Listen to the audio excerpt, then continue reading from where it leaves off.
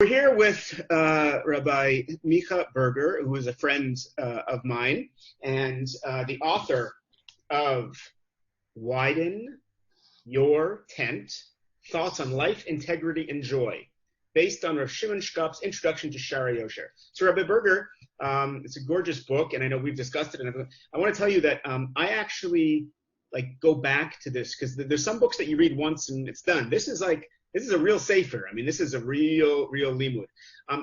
Maybe some of our readers, listeners, viewers don't really know who Rav Shimon Shkop was and what the origin is. Can you just give a short background as to what this is? Okay, so who Rav Shimon Shkop was? Rav Shimon Shkop was about 6 years younger than Rav Chaim Brisker. So he gets to Volozhin. Rav Chaim Brisker is an older Berger. He has a chabura, a informal group studying halacha, Talmud, the things he becomes famous for, using this new methodology that Rav Chaim came up with, which we now call the Brisker Derech. Rav Shimon was not 100% satisfied with the Brisker Derech. There's an old line that what's it called? That in bris they ask vas, and in tells they ask farvas. In bris they ask what, and in tells they ask why. Telzer derech is largely what Rav Shimon does to Brisker derech when he himself gets hired and goes off to tells. So he marries into the tells family, marries Rav Buck's niece, gets a job teaching in tells, which is where he really becomes famous. He develops this derech halimud, this style of studying Gemara and Halacha that is based very much on the why. So the example that I like to give is that to Rav Chaim, the concept of ownership is a set of halachot, halachas. This is the what's called. This is how you acquire something, a kinyan. This is how you inherit something. And if you list all of them together, that is the definition of property. Rav Shimon starts his magnum opus, Shaarei Yosher, Shar 5, Section 5, with the observation that property is a natural part of the human experience. And the role of halacha is to express property in a holy way. So Rav Chaim defines holiness by the halacha. Rav Shimon works with a first principle. The world has this concept called property. How do we do it in a godly way? Amazing. And that's what Shaarei Yosher is. This is not on all of Shaarei Yosher. This is just on the Hakdama, right? What's the difference?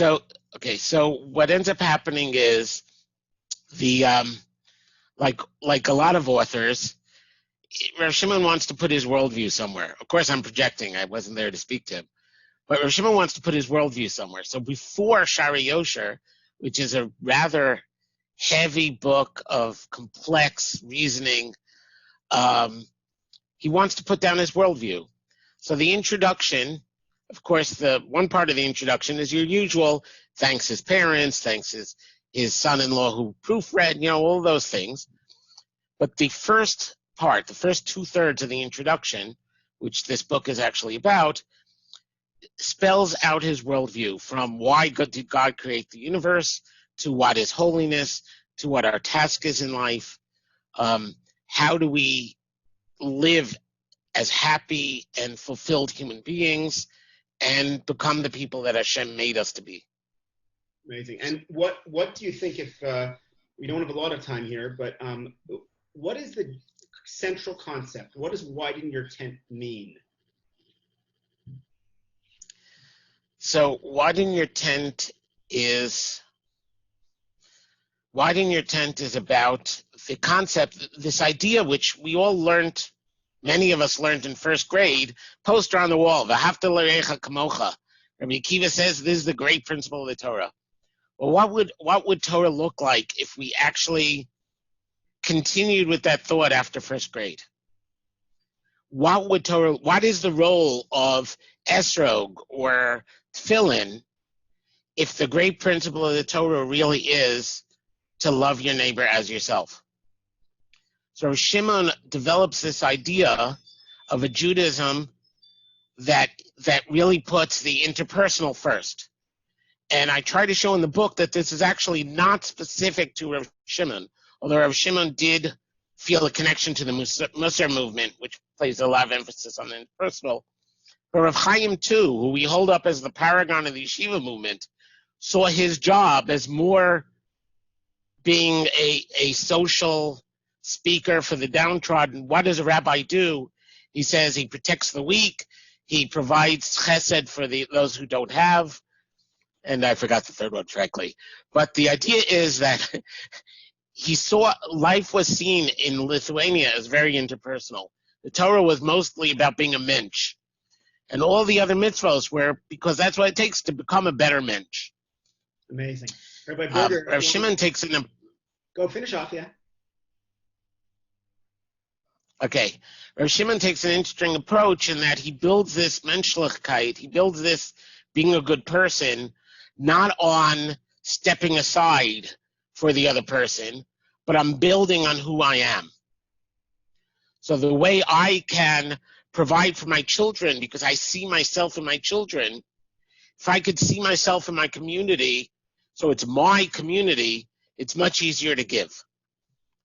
And this is a much easier approach for many of us today to become more giving people.